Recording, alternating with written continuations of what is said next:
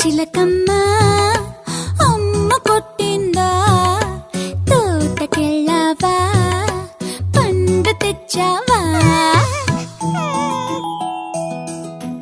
గుడ్లు పెట్టావా గుటుక్కుమన్నావా గుడ్లు పెట్టావా గుటుక్కుమన్నావా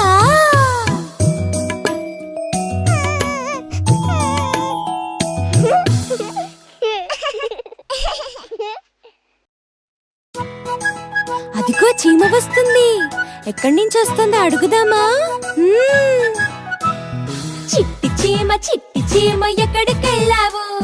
చిట్టి పాప పుట్టిన రోజు విందుకెళ్ళాను. విందుకెళ్ళి చిట్టి చీమ ఏం చేశావు?